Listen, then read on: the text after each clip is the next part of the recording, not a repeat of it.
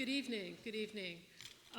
Thank you so much for spending your evening with us tonight, especially for those of us who teach and study and work here on campus, and this marks the start of fall break. So for those of you who are spending your last evening before you can sleep in tomorrow, I'm really grateful that you're here. But today marks the fourth of 6 public lectures on James Baldwin's American Scene, a series that grows out of the same title course that I'm teaching. I'm Jacqueline Goldsby. I am a professor of English and African American Studies here, and I chair the African American Studies Department. And I'm teaching this course, James Baldwin's American Scene, which is this year's Franke Seminar in the Humanities.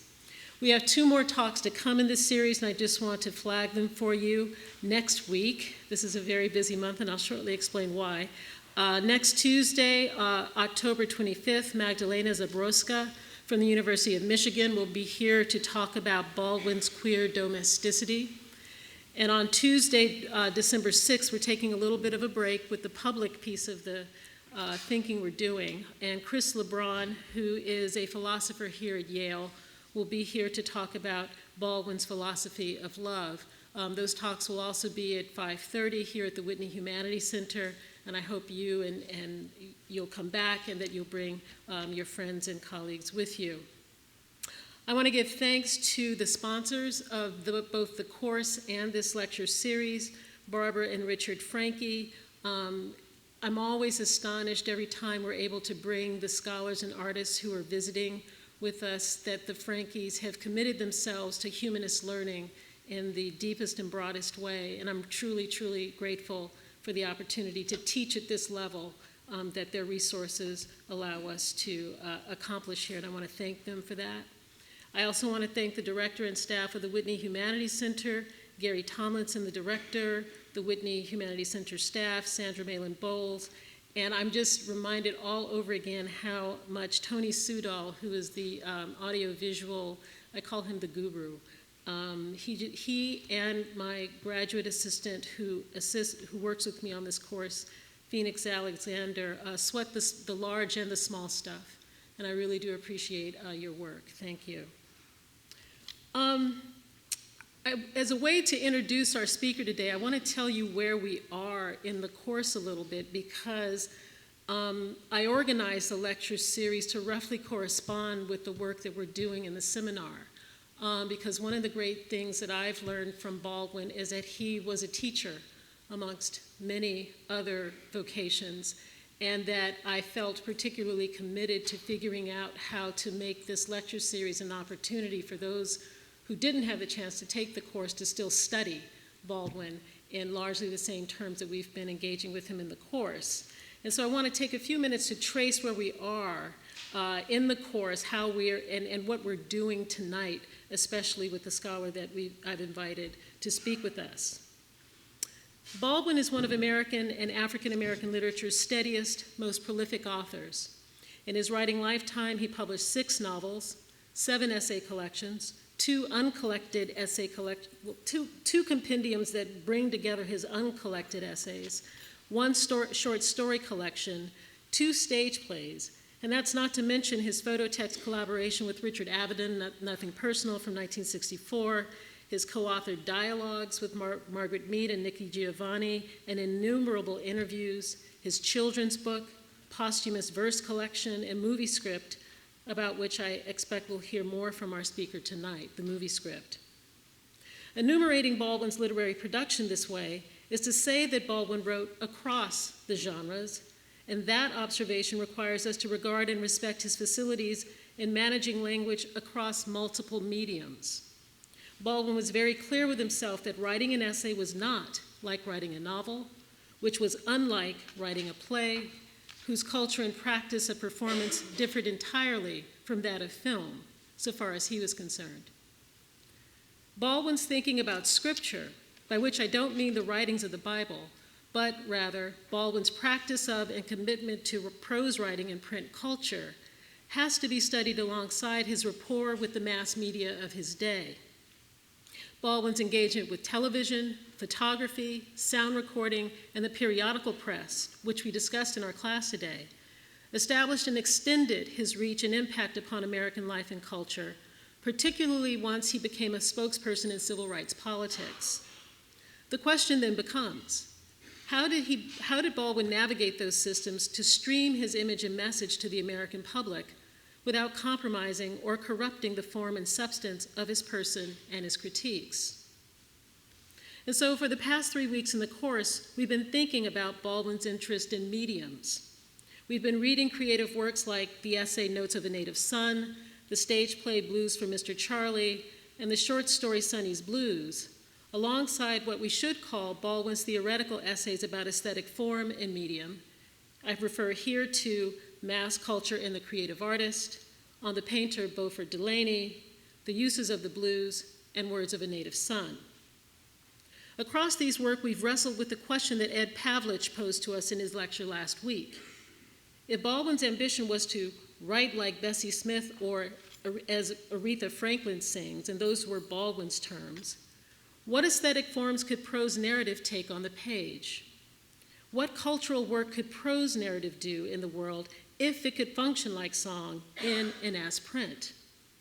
Or to recall the title of Baldwin's great 1964 essay, what could the uses of the blues be in fictional form?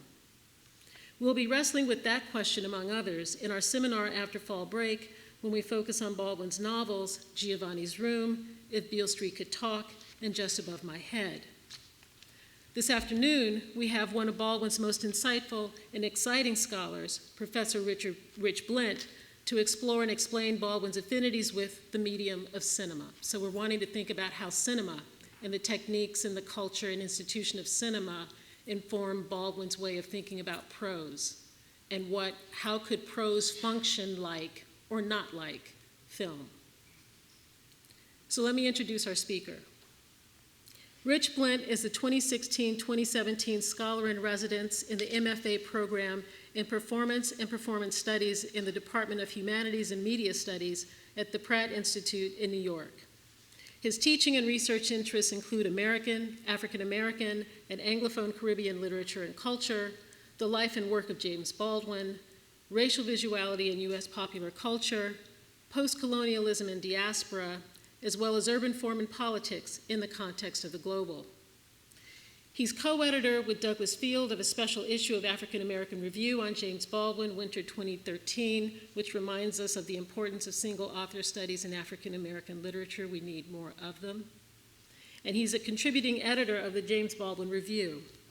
He served as guest critic of the October 2016 issue of the Brooklyn Rail, which focuses on Baldwin, and he's completing the introduction for an ebook of selections from Baldwin's first collection of essays, Notes of a Native Son, and Poems from Jimmy's Blues, being published by Beacon Press. Rich is bringing all that learning to bear on the monograph he's currently completing, Trembling on the Edge of Confession, James Baldwin and National Innocence in Modern American Culture. An important dimension of Professor Blint's work that really does deserve your attention.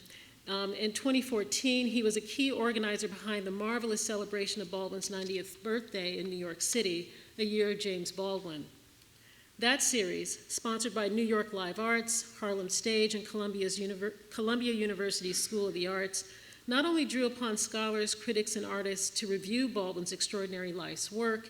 For instance, actor Jake Gyllenhaal and poet Colum Toybeen discussed how another country shaped their artistic coming of age, and painter Deidre Hall Kelly, this is a panel I attended, offered an extraordinary survey of Beaufort Delaney's portraits of Baldwin. So that work was being held at the same time that fresh, original artworks inspired by Baldwin were premiered throughout the year as well.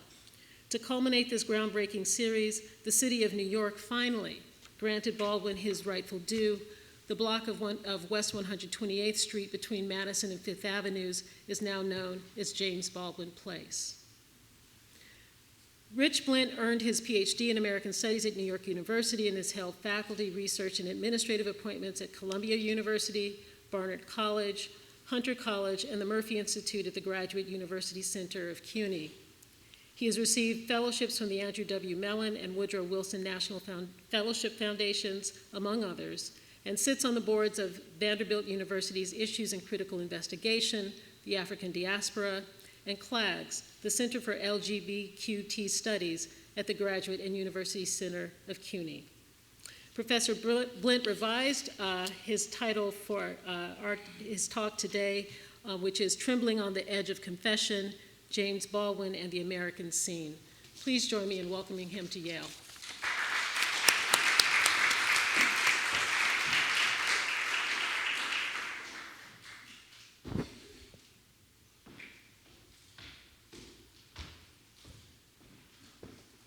Good evening.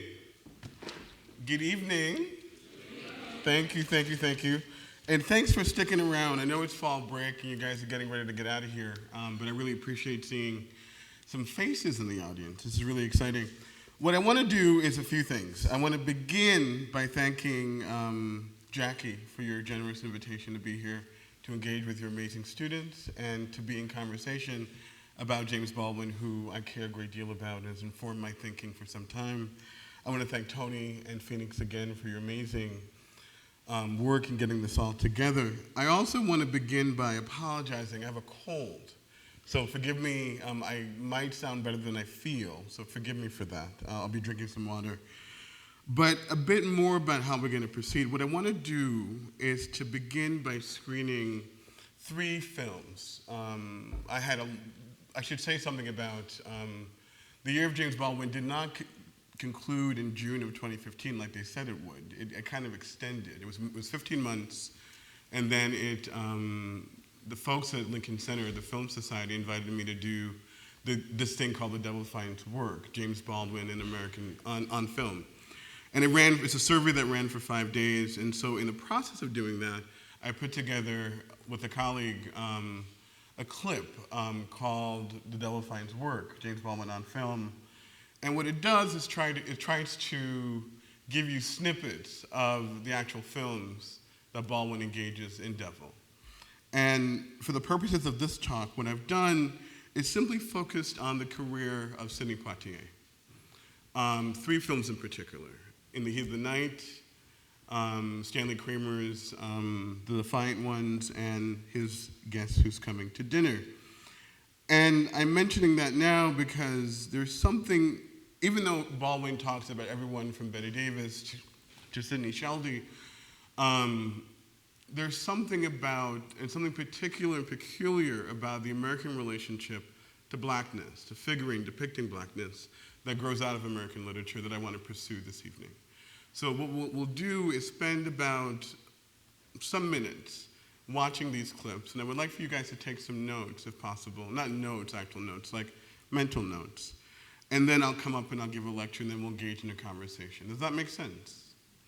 And so, Tony, if we could, let's go ahead and screen those films, and then I'll be back to read my presentation. Thank you so much.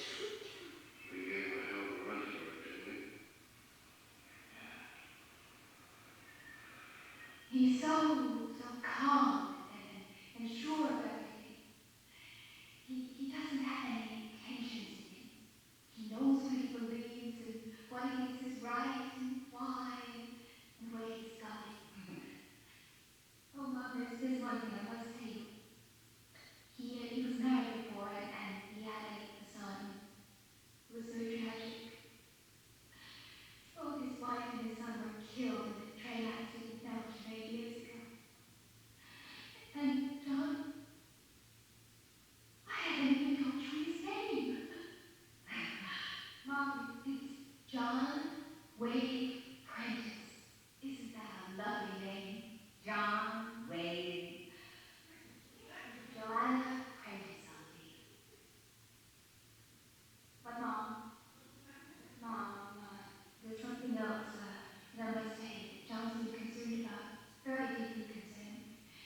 He's been worried that last week whether you and Dad would be upset. Well, it's about John. I was wondering where you've been.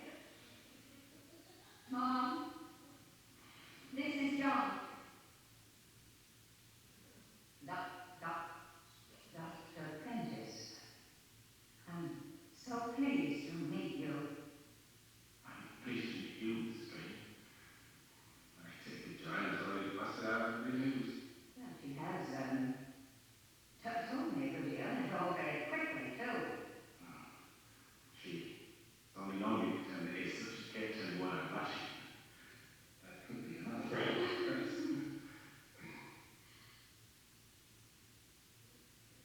Mrs. Drayton, I'm better qualified, so I hope you would think it presumptuous if I say you want to sit down before you fall out. He thinks you're going to thank me because he's a Negro. Well, I'm going to thank. But I'll sit down anyway. Thank you. I hope you won't think that I'm fine, Doctor, but naturally one is curious. Dr. Prentice and I have been married, do we? I do.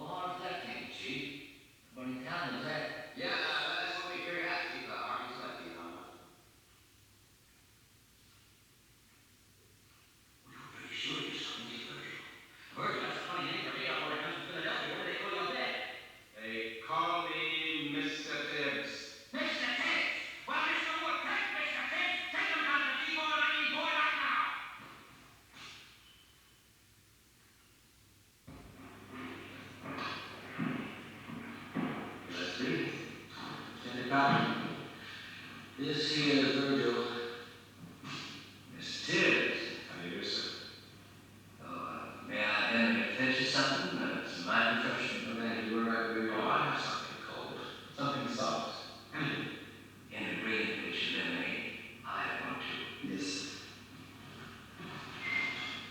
Oh, I didn't know it was possible to grow this species over. Oh, you like flowers? I do. Well, Mr. Tibbs, you know anything about orchids? Not very much, but I do like Well, let me show you. Ain't got fun. What do you think? It's beautiful. It's breathtaking. Have you a favorite, Mr. Tibbs? Well, I'm partial to any of the epiphytes. Why, isn't that remarkable? And of all the orchids in this place, you should prefer the epiphytic. I wonder if you know why. Maybe you would be helpful if you tell me. Because, like the beaver, they need care and feeding and company. And that takes time. That's something you can't give some people understand. That's something Mr. Goldberg didn't realize.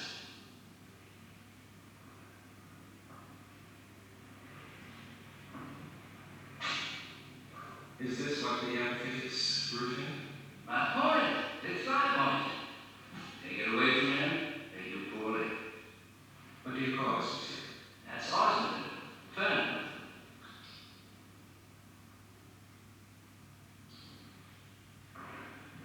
Well, we don't want to take any more of your time than you got. Why did you come here?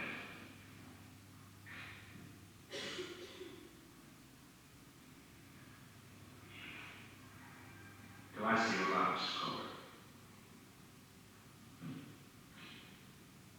Let me understand this. You two came here to question me? Well, your attitudes, Mr. Endicott, your points of view are a matter of record. Some people, well, let's say the people who work for Mr. Colbert might reasonably regard you as the person he's likely to more expressive. We were just trying to clarify some of the evidence. Was Mr. Colbert ever in this greenhouse, say last night about midnight?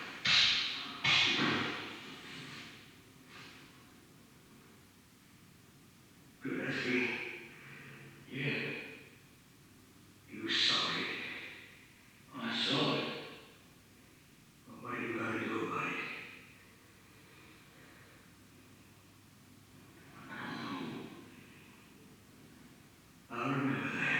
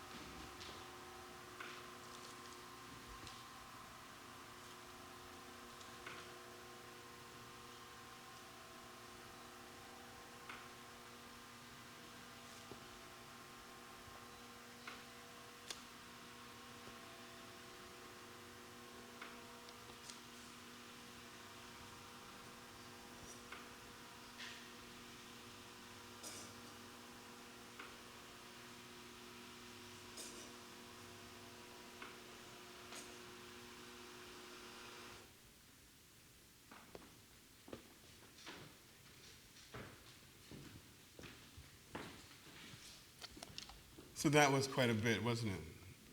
We'll have a chance to talk about it in depth together after a brief lecture.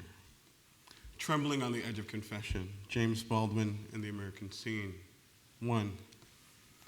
Probing the set of assumptions that governs American cinematic expectations. James Baldwin's 1976 book-length essay, The Devil Finds Work, is as much preoccupied with the seductive and distorted power of American cinema as it is with the complex racial, gendered, and class politics that inform such cultural production.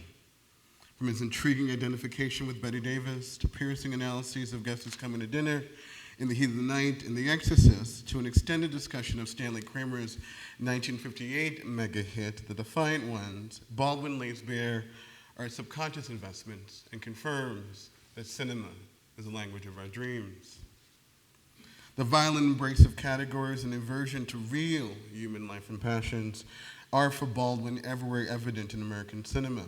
In his characteristic declarative manner, the novelist, essayist, playwright, poet, come film critic recalls the Negro traditional that intones, quote, "I can't believe what you say because I see what you do." And continues, Baldwin does, no American film relating to blacks can possibly incorporate this observation. This observation denies simply the validity of the legend which is responsible for the films which exist for the sole purpose of perpetuating the legend. With historical sweep and specificity, Baldwin narrates the competing and entangled set of interests that frustrate honest American filmmaking, the web of impulses and anxieties that consumes the nation and drives the production of such films is almost entirely bound up in the provident imperative on one hand and a deep psychic need for, quote, the preservation of innocence on the other. The suspension of disbelief and the inexplicable narrative turns that alerts the viewer from one preposterous proposition to another, places one at the mercy of plots of fantastical national fictions.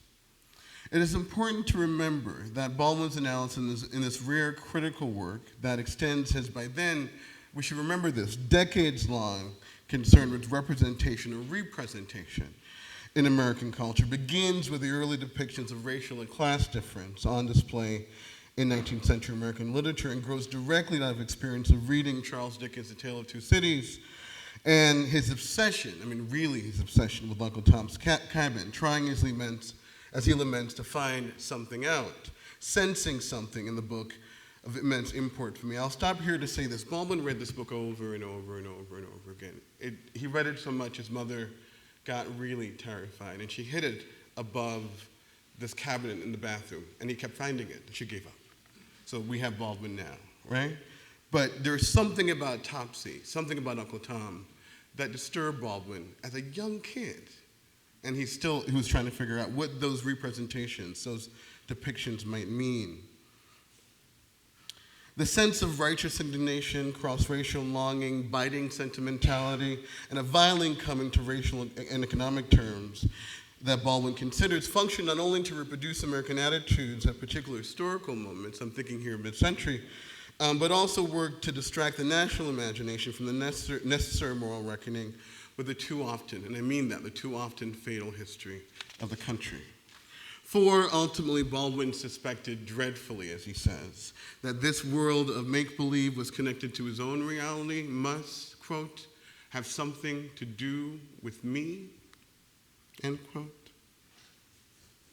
In the context of the project of mass dispossession that was institutionalized enslavement, Stowe's near founding expressive fabrication of blackness, and I use blackness like this, as not a planetary event, right? As not a biological determinant, but as something always precarious, wholly invented, as a kind of concrete abstraction. I want to make that point. Stowe's near founding expressive fabrication of blackness reads as purposefully deceptive in its insistent elusiveness concerning the moral complicity of what he calls her people. Turning to the conventions of sentimentality, Stowe's depiction of the actors in this major domestic drama operate to produce, as Baldwin reads it, a very bad novel. For him, quote, the wet eyes of the sentimentalist betray his aversion to experience, his fear of life, his arid heart, and is always therefore the sign of secret and violent inhumanity, the mask of cruelty. The specter of violence and cruelty evoked here is epistemic, to my mind, and is shrinking from the disquieting humanity of the enslaved, and it's in its shaping of dominant ways of knowing and producing not only blackness, in quotes again, but racial difference itself. But if Stowe's racial calculation, moral aversion, and artistic inefficacy reveal her deficiencies as a novelist, I am a Psycho Baldwin and suggest that, quote, the only question left to ask, and I want to ask this really loudly, the only question left to ask is why we're bound still within the same constriction, end quote. And further, how is it that we're so loath to make a further journey than that made by Mrs. Stowe to discover or reveal something closer to the truth? We should be clear that truth for Baldwin is not meant to represent the real or to arrive at and peddle some gospel. Instead, he conceptualizes truth as an attempt to draw closer to the human and argues that it is meant to imply devotion, as we heard earlier today, to the human being, his freedom and fulfillment. The author cautions that this should be the prime concern of the novelist in a frame of reference, not, as he says, to be confused with a devotion to humanity, which is too easily equated with a devotion to what he calls causes. And causes, as we know, are notoriously bloodthirsty. The crucial failure of Uncle Tom's Cabin turns on this refusal of the complexity of the individual and the author's unwillingness to take her reader to the edge of revelation, which power, Baldwin insists, is the business, the work, the terrain, the preserve of the novelist, which he insists must take precedence over all other claims. Again, the most important thing is the human being, which Baldwin again says over and over and over the course of 40 years. The incipient power of the novelist is misunderstood by Stowe and what he calls her hard-boiled descendants. And for Baldwin, this most certainly includes a hard-boiled descendants, includes Kramer and company, right? The folks who traffic in the real, as having something to do with that dangerously vague notion, the responsibility of the artist to that untamed, unnameable mass dubbed society. Such an understanding prompts the earnestly virtuous artist to avowedly offer pronouncements and declarations concerning her feeling for her fellow countrymen, which, as Baldwin suggests, inevitably confirms the author's corruption and our loss. We're diminished in this process by the author's inability or refusal to access the too often nasty contradictions of human living, and the author is corrupted by her fear of this very subject for which she's custodian. Taking seriously Baldwin's respect for the human as one of the guiding queries of my project, this lecture continues my pursuit of the conceptual outlines of racial iconicity and its inflection in our popular expressive culture. In our contemporary context, mass cultural representation of social actors largely operate at a crude remove from the experiential, drawing instead on the flat cues prompted by the visual sign. Reductive imagistic vocabulary is a way to render static, palatable, and profitable figurations of the nation's dauntingly complex racial career. In expedient and dominant efforts to represent the real, visuality is a crucial mode of expression, and thus iconicity's chief mode and ideological purchase. And forgive me for this theoretical turn here. I think it's important to kind of line Baldwin up with someone like Stuart Hall, who talks about representation now. What I'm not simply doing is reading the films that you just saw, the films that Baldwin takes up in the work. I want to read and extend Baldwin just a little bit. So please bear with me as I make my way through some of these theorizations. Reductive imagistic vocabulary is a way to render static, palatable, and profitable figurations of the nation's dauntingly complex racial career. In expedient and dominant efforts to represent the real, visuality is a crucial mode of expression and thus iconicity's chief mode and ideological purchase. In encoding, decoding, and quiescing the development of the interdisciplinary field of culture studies, Stuart Hall, the great late Stuart Hall, deconstructs the work of what he terms symbolic vehicles, and their centrality to the production of meaning within the complex structure of dominance as refracted through the photographic or televisual image. For him, quote, the dog in the film can bark. I want you to hear me now. The dog in the film can bark, but it cannot bite. Discursive knowledge is a product not of the transparent representation of the real in language, but of the articulation of language on real relations and conditions. In Hall's edifying formulation, naturalism and realism, the apparent fidelity of the representation of the thing to the thing or concept represented is a result, the effect of a certain specific articulation of language on the real is the result, as he says, again, of discursive practice.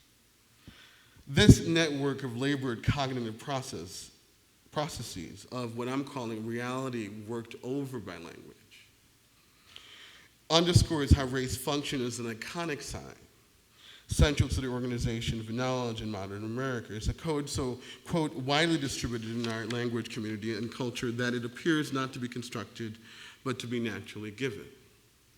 But Hall insists that we're not to be fooled by appearances.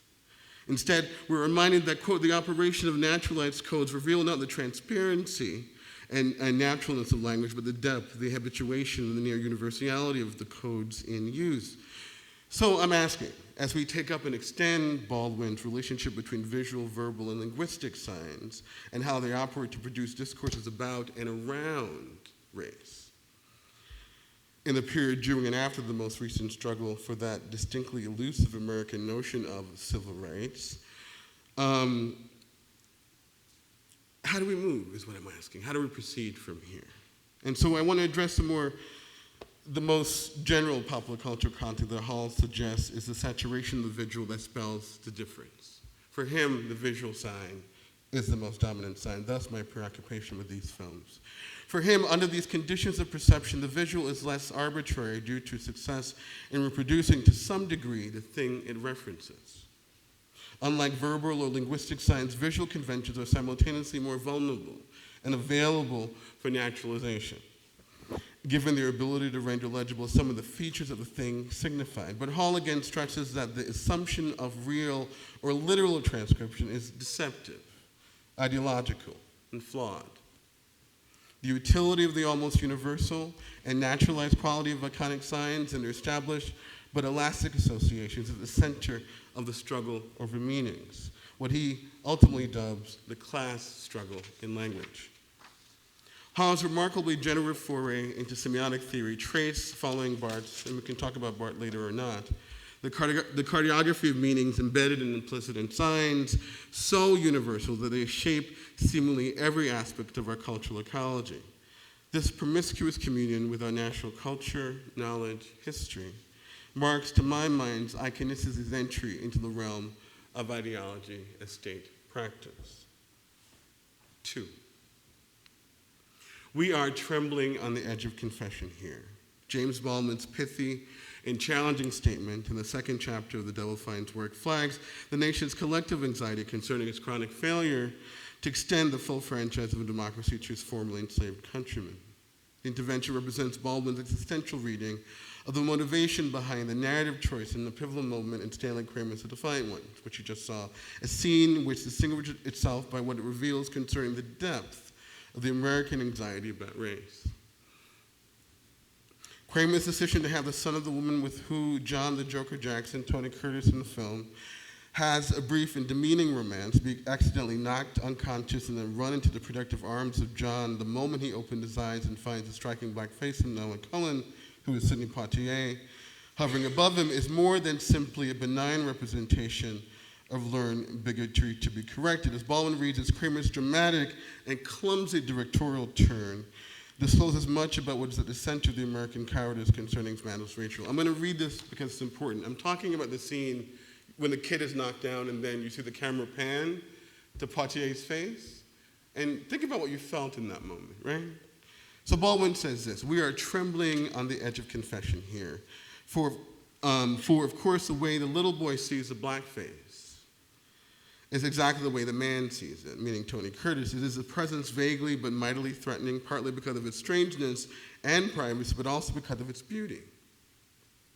That beauty that lives so tormentedly in the eye of the beholder. The film cannot pursue this perception or suspicion without bringing into focus a question of white maturity or white masculinity. Yet the dilemma with which we are confronted in the film can only begin to be unlocked in that level precisely what the film is compelled to avoid. The encounter between white maturity, figured in the masculine, and the strange and private moral beauty and indictment figured in black lingers as a representational indulgence that continues to infect the aesthetic quality of American cinema. Taking its place as one of Harriet Beecher Stowe's, again, hard-boiled descendants, Kramer takes up the journey in question of cross-racial fraternity where Mark Twain leaves off, and does so from a similar distance, a vantage from which the psychic implications of race in the nation are simultaneously broached and studiously avoided. To be clear, my aim this evening is to extend, just briefly, the critical analysis Baldwin enacts in his original but under-researched book-length essay, and offer it up as a way to read late 20th and early 21st century figurations of blackness as a constituent part of American cinema making. With the Double Fine's work as an analytic frame, I want to briefly consider tonight the conventions of cross-racial fraternity and national redemption in films, all starring Poitier. Again, The Defiant Ones, 58, Guess Who's Coming to Dinner, 1963, and In the Heat of the Night, 1967. And I want to argue that the accommodationist conceits of these vehicles produced during the Civil Rights Movement, if we extend it just a little bit, not only find early form and expression in 19th century American literature, but have come to function as stock and default modes of representing blackness in post-1960s America. I borrow Baldwin's incredibly apt phrase as a title of my study, Trembling on the Edge of Confession, and I argue that much like the major novels of Stowe and Twain, the scenes of righteous indignation, cross-racial belonging, biting sentimentality, and violent coming to racial terms was consumed by an almost pathological, and I mean that, clinical, pathological need for black forgiveness. I suggest further that these integrationist narrative desires and protocols are best understood within the context of the violent clashes for national recognition that characterize the Civil Rights Movement as it converged with the representational procedures familiar to an industry known well for its self-interested and flat portrayals of black life. Jackie mentioned earlier about Baldwin's sojourn in Hollywood trying to make a film about his dear friend Malcolm X, despite all the warnings from family and friends about what it was not possible in Hollywood. But there he went, and there he failed. Sorry about that, I want to make that clear. Despite the transformative ambitions of theorists and students of a revolutionary black aesthetic, there's an emerging and now well-established desire among consuming black populists for remedial or recuperative depictions of black life merge with a howled machine all too studied in the art of representing blackness in the afterlife of emancipation. This persistent laboring under the iconic sign of blackness arrests and paralyzes our popular culture, perpetually obscuring the frame. Ultimately, at length, I'm interested in how heavily choreographed racial visuality has become such a dominant mode of American cinema making since the middle of the last century, a site where anxieties about the failed or frustrated career of American democracy is obsessively staged. And I want to say that's really crucial for us to consider, that the fact that we can begin with Birth of a Nation and come all the way here to any number of films, which I'll talk about in a second, it's really interesting that it comes out of our first representations of ourselves to ourselves. Okay, bear with me, guys. I know this is a little bit abstract, but I'm going to get there. This inquiry is also animated by a critical reading of the films that seeks to dislodge the overt racial plot lines which ostensibly drive and provide their narrative arcs, which often mask a phantasmagoric landscape of white liberal domesticity and class patriarchy. To this end, I read the secondary characters on display and reveal how the habitual staging of America's racial nightmare shields the viewer from contending with the national drama of white gender and masculinist power always on display. This sleight of hand on celluloid is profoundly dependent on the racial equations in the foreground and are formative to our understanding of the racial scene in modern American life. What I mean by that is we see always in these films the kind of racial dynamic at the foreground. So what do we do with those laughing cops in the background, right? With the bad teeth and the kind of challenged intellect? What do we do with the kind of problematic romance of a Sidney Poitier and a Katharine Hepburn, despite all the gloss and the sheen that we see in the film? How do we handle that? is one of the things I want to ask. James Baldwin's long engagement with the dangers of American mythology, American power, and the quest for national innocence emerges as an orienting critical archive for analyses of the contradictions that attend race. My near compulsive return to Baldwin's corpus is activated by his consistent and insistent proposal that categories of difference represent an early misnaming, a dangerous and cowardly misrecognition of the moral imagination required to confront not only our mortality, but also the brutal legacies of our collective history. I want to read that part again. Baldwin has said this all the time. He says that categories of difference represent an early misnaming, a dangerous and cowardly misrepresentation of the moral imagination required to confront not only our mortality, but also the brutal legacies of our shared, our collective histories.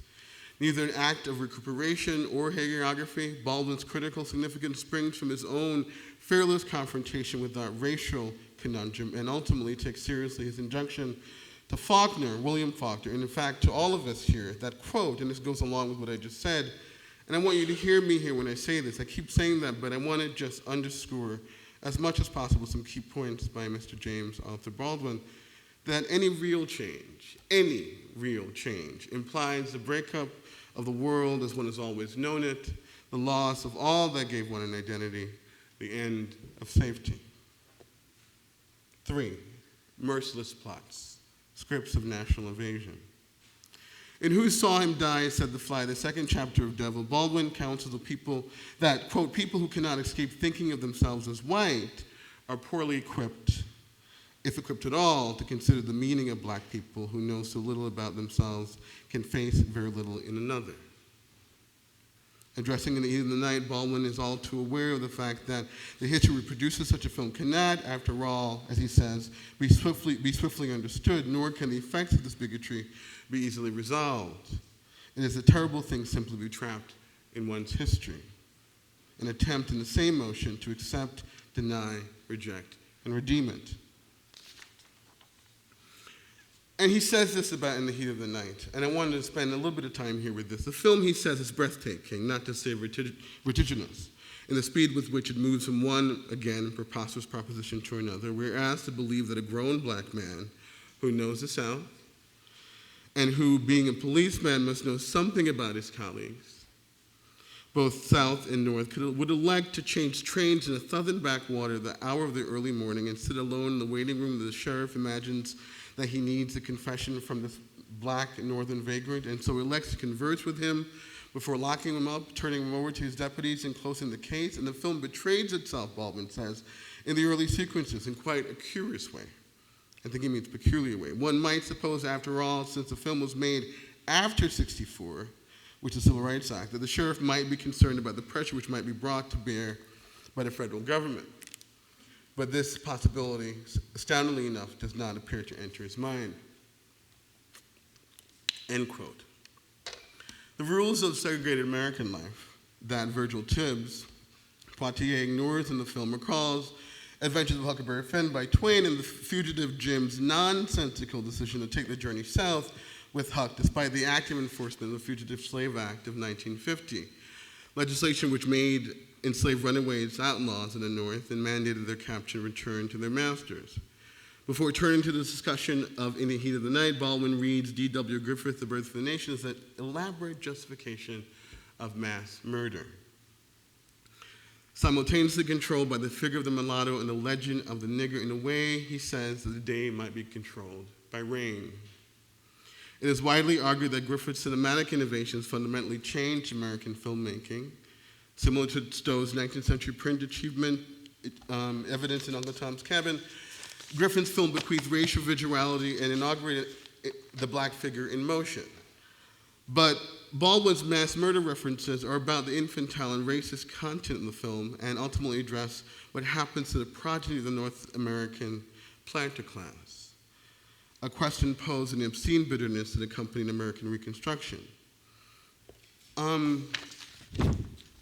I want to do something a little bit, possibly. I have quite a lot to read, and I'm noticing that it might be better if we talk a little bit as opposed to kind of reading at you. And so I know this text really well, so can I go off script for a second? Would that be okay? Because I don't want to, say again? I'm going too fast. I'm so sorry. Could you guys keep up a little? Some? I'm sorry, I was trying to get through way too many pages. And so what I want to say here, in a kind of more talkily exchange, is that we have to do a few things here. We have to think about what the hagiographies, the tracks, the scripts of 19th century American literature have to do with film, right? And what else I want to suggest is that Baldwin suggests that what you find in all these works that I just screened for you recall everything from Twain and Stowe, but also the characters from Topsy and Uncle Tom in UTC, Uncle Tom's Cabin, converge with everyone that you see here, right? And what he's concerned about is that it's the lack of individuation, of what I'm trying to call a radical interiority. A place of divine personification, not disallowed blacks all the time, black people all the time. And so the films for him come down between what he calls plots or stories. And plots, there's nothing for you to do with them. The stories turn the way they turn. And stories have something else to do, right? They have to sit within you and make some work happen to move the story along. All the films that we've seen this evening, the clips we've seen this evening, succeed in doing some of that but fail all the way around. And and so that's troubling. And I guess I feel like I've lost you guys because I was going too fast. So, Jackie, is it okay for me to stop right here for a second? And then, because there's a lot here to read, and I don't want to keep reading, and I was rushing through it, and that's what I want to do, and I have a cold, I'm not making apologies, but I want to just get a sense, and if we could talk together about what you've seen here, what we discussed in class, and then see what we can make of the rest of the time that we have. Does that make sense? Yeah.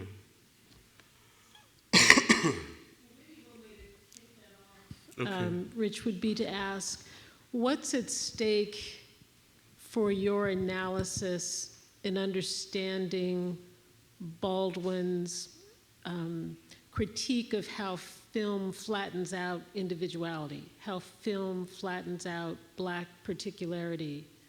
What's the investment with a figure like Poitier versus, say, someone like Harry Belafonte, right? Yeah. Why would Hollywood regard Poitier's possibility of subjecthood, being a full, complex black subject, differently than Harry Belafonte?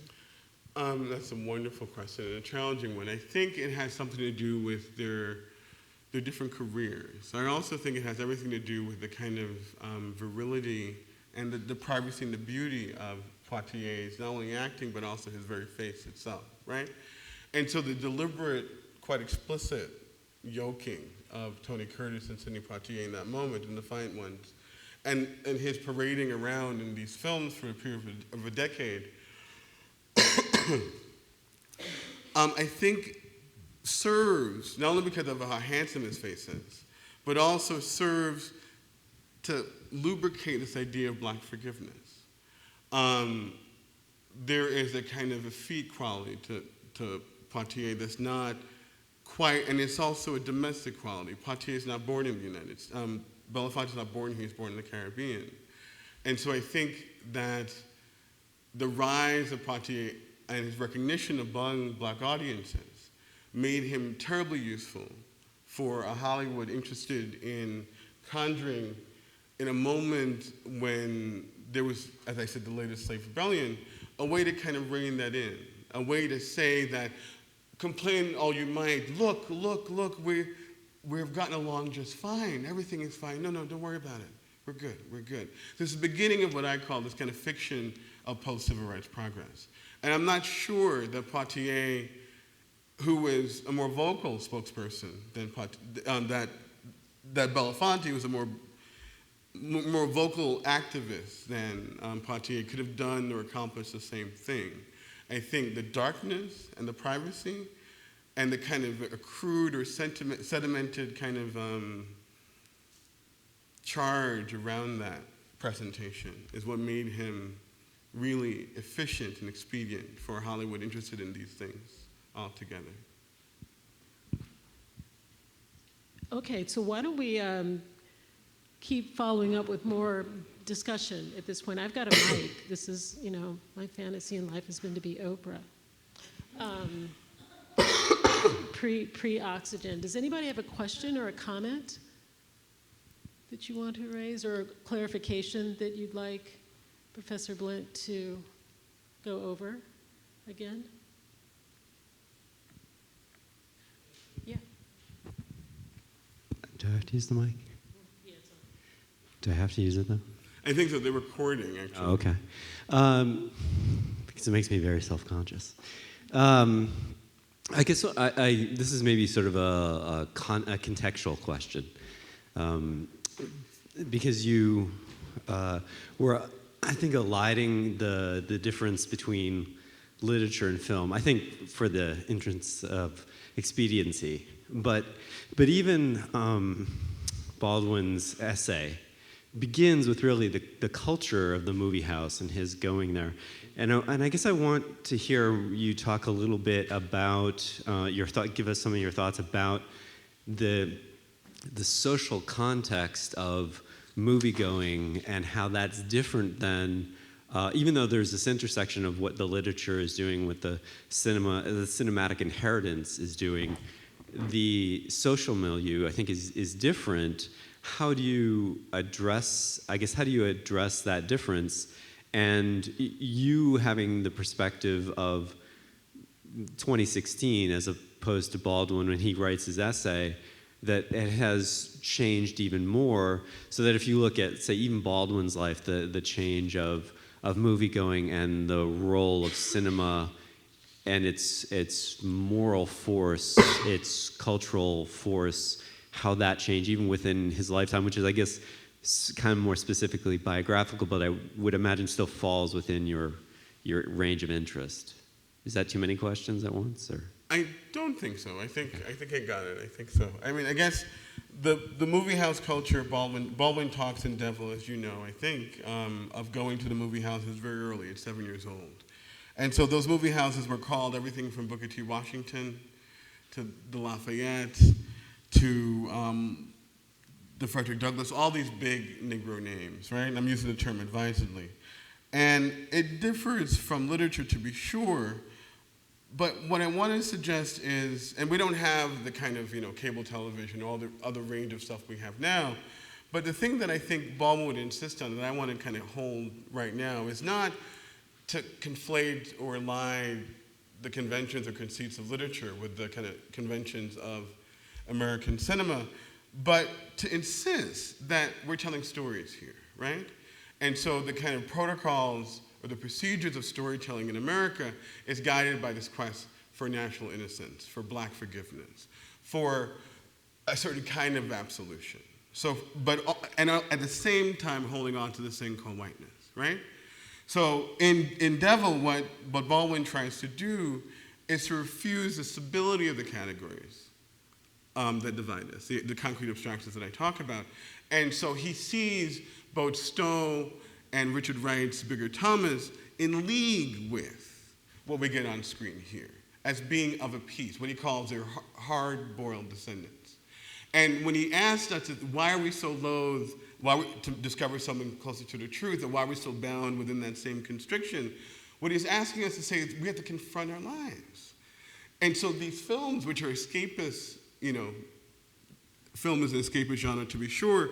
When you traffic in the history of a country, think about what Birth of a Nation does, not simply technically, but what it does to reconstruct a kind of America made tainted by liberated black people. That Baldwin sees Birth of a Nation and the maid character, for instance, turned up all the way through the 20th century. And so the connections I'm trying to make is to try to thread along the depictions, the kind of portrayals which are thin and, and just self-serving and deeply self-evasive about our ongoing racial nightmare, right? And so I say all that to say that, yes, the narrative conventions of literature and film are different, but how a plot is revealed and how a story is told is actually the same, right? So that we can actually assess the quality and the quality, the nuance, and the motivations behind both in literature and in film, if that gets at some of your questions. Does it? Well, no. No, okay, go ahead. No, but I love that. I guess just coming back to the first part, which is the social reception of it, which is different. That even reading the novels are ultimately a private experience, as it was even in the 19th century, even though everybody's reading it. But that in the movie house, that is a social experience. And if I remember, and you know the book much better than I do, but if I'm remembering correctly, Baldwin talks about being a kid, but also having, watching the Bette Davis movies, but having to sit in the balcony, and that so it is social. But even that instead of it being the collective experience, the way that the film audience is usually privileged in that way, that it's this collective experience, that there is that division that happens, and I just wanted that element of it. No, absolutely, and we talked about this a bit in class before. There's something, you saw the scene in the clips I showed of Defiant Ones, right, from the homoerotic ending you saw that with him in his bosom feeding him a cigarette, but the scene that Baldwin talks about is when he jumps off the train. So, Poitier's on that train and he's reaching out, that there's a camera, well-meaning film that it is, trying to pull Tony Curtis up, and he doesn't. And so when he jumps off the train, the culture of the black movie house at the time, Negro, get back on that train. That's what they said then, right? And then the white liberal audiences were applauding because they needed that black forgiveness. And so the culture, less about segregation, but more about what Baldwin says is a line that's really, that the camera never lies. And he insists that it doesn't do anything but lie. And that's one point of showing that it lies because it doesn't tell the same story or represent the same story to all of us. We have our own motivations, our own series of investments, or set of investments, that really dictate what we see. And so the culture of moviegoing is precisely what divides American cinema making, and I think what frustrates cinema making until this very hour. So yes, I think that's what you're after. Thank you. Can you get Brandon in the rear there? And please ask me questions. This is much better, much better, much better. So we've touched on this a little bit, but I wondered if you could expand further on what special frisson or set of investments is produced by Baldwin's being a queer moviegoer. It's a large question. You want to drill down on that just a bit? By queer, you meaning queer the current parlance, obviously, right? Right.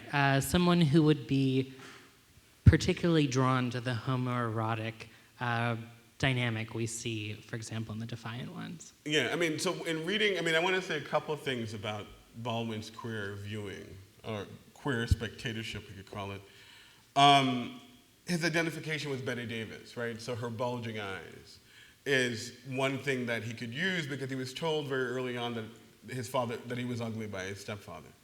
And so when he saw Joan Crawford first and then the bulging eyes of Bette Davis, he ran home and told his dad, "You were lying, and Mom and I are beautiful." So that's one thing. But because she's a movie star, for him, movie star corresponded very neatly with a certain kind of beauty, right? If she was up there. The second thing he says, the second thing I want to note about moviegoing is that, about queerness, and how he reads what we all call, I guess, this cross-racial buddy narratives, right? It's their indulgence. It's refusal of something as immediate as just a kind of touch. So it's the kind of infantile, juvenile immaturity of what he calls white masculinity that produces what we get on the screen here. Why in the world would Poitier not only jump off the train, but cradle this man yet again, who was almost killed because of this woman that Tony Curtis was hooked up with. And so Baldwin reads that stuff very interestingly, and at one point he says, we shouldn't have to lop off our arm or lose an eye just to say hello. You know what I mean? And what he means by that is the American investment in this thing called homosexuality. It's so bereft, it's so wrong-headed, that the cinema here is meant to kind of, just shore up any edges that might be porous, So I think that's one way that Baldwin does it. But a certain kind of queer looking that I think is also interesting is Baldwin is not tied at this point to any outlet, right? He's not writing for Esquire, The New Yorker. He's not a reporter on The Job. What he's simply doing is thinking about representation, the American preoccupation with it, downright pathological for him for over a century. And how it turns up in the literature, again, but also how it turns up on the screen from Birth of a Nation all the way, when he finishes in 75, to The Exorcist, which we can talk about some more, what he means by the terror of The Exorcist and why America might need that. So his queer looking, if I can call it that, right, is about rending the veil. He has no investment. There's no dog in the race at all. So, does that make sense? Yes, thank you. You're welcome. Other questions, comments? Come on.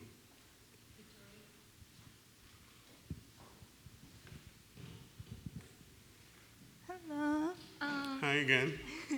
Yeah, I wanted to ask about the one scene with the black female actress, like the only scene where a black woman really talks. I wanted to ask, Baldwin doesn't really talk about the black female presence as much as he talks about black male presence. So I wanted to ask, why you chose that scene in particular, and what he might say about that scene. Yeah, and how she's Baldwin writes portrayed. about her, B. Richards, I think her name is, who turns up in the Jeffersons only a few years after this. Well, no, maybe a decade after this. And what he says about her, that she turns up all the time, from Gone with the Wind, other films of his ilk here, right? And so think about who she is. What he says is that she's a woman who seemingly has no other family of her own.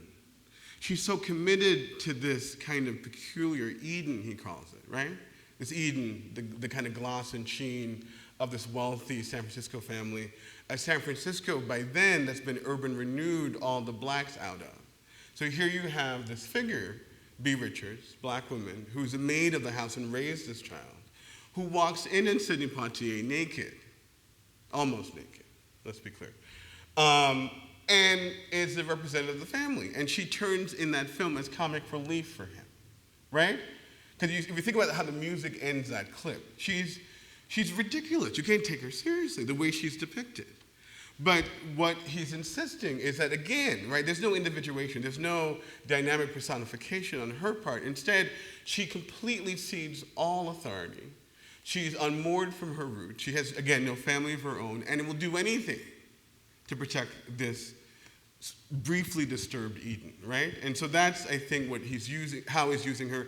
And again, we have to think she's local color, she's comic relief, and she's dispatched. The film also has another black woman in the film, which was a very sexy black woman, right? Which he just sees in the distance.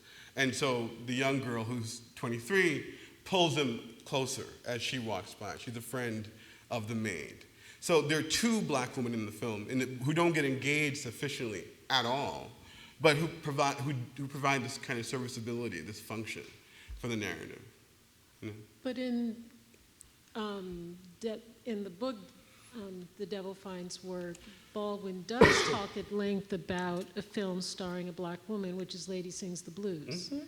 And though he offers a very, unsparing critique of that film, he is interested in what he calls the smuggled performance. Absolutely. And the ways in which black performers, despite the ways in which these films might be angling to have them perform this racial forgiveness, as you put it,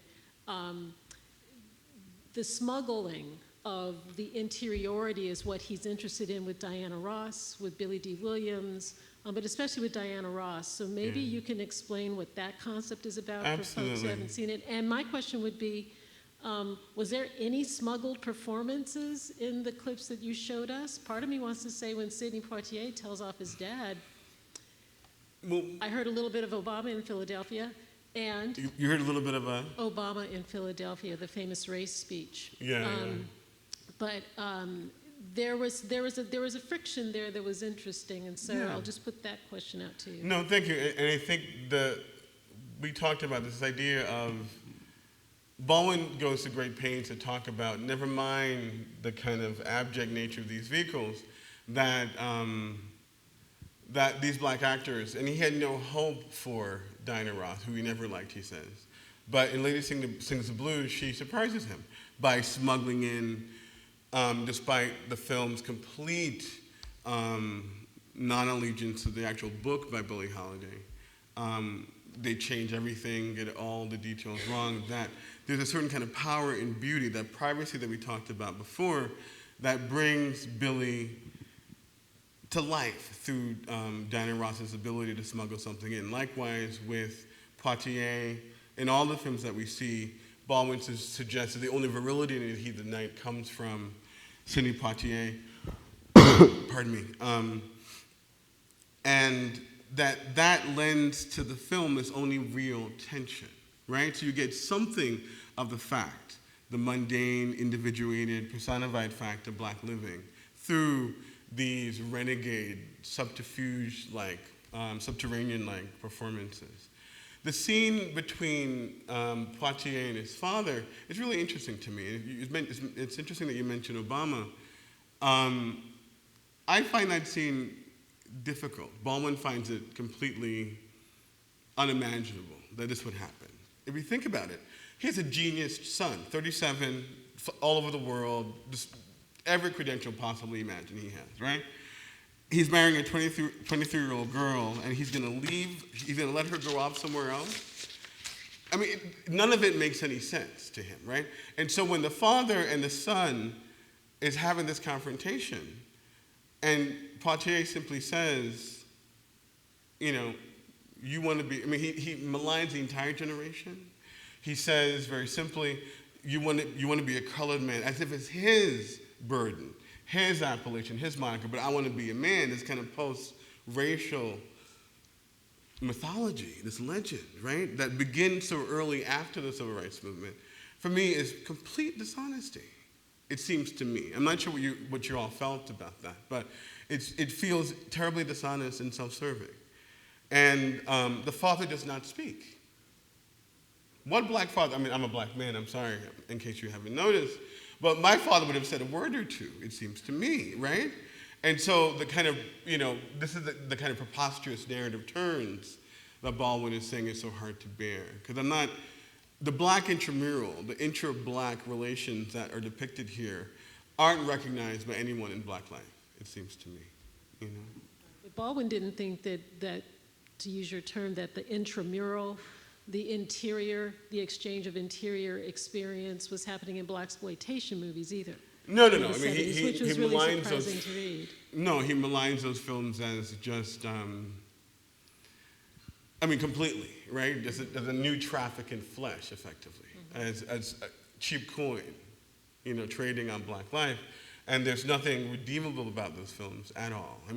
Except they're hiring the latest pimps, actors, and models, and sometimes sports stars. So they're giving them work, but that's it, so yes. Thank you for this. I wanted to ask about Baldwin's own appearances on film. He hasn't, to my knowledge, been anything even remotely approaching a Hollywood narrative film. So Say that again. I'm so sorry. Sorry, I know he hasn't appeared in Hollywood narrative films, but I think he's in the clips I've seen and the documentaries I've seen, he's very conscious of how he relates to cameras and is interviewed and performs in that kind of space, and especially in relation to what you were describing in the bit where you brought in Stuart Hall about the visual and iconicity.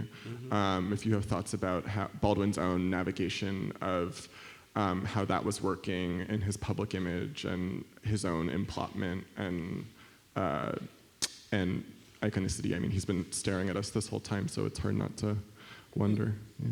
No, sure. Baldwin, we talked about this a bit in, certainly at Lincoln Center, but in our class earlier today at Jackie's seminar. Baldwin appeared all over the screen, the televisual screen, at mid-century. He also was in a number of films, Sadat Paket's 1973 short film, Sadat Just Died, by the way. Baldwin from Another Place, shot in Istanbul. He's also in Terrence Dixon and Jack Kazan's Meeting the Man, James Baldwin in Paris. He's also famously in I Heard It Through the Grapevine, that was done by Pratt Hartley and Dick Fontaine, which came out in 1982. In all those films, and there are many more on the screen, like in terms of the kind of civil rights movement, but I want to talk about those movies for a second. Baldwin turns up as a witness in all those films.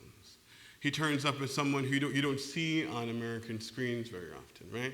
So he is, as he remains on the page, I think, vulnerable, saying things that rarely get said on the screen, preoccupied by the same set of concerns that he explores throughout the 4 genres he works in, but he also comports himself very differently, right? So he's faggy, he's effeminate, he's intense, he is wickedly brilliant, abnormally smart, and he knows this, right?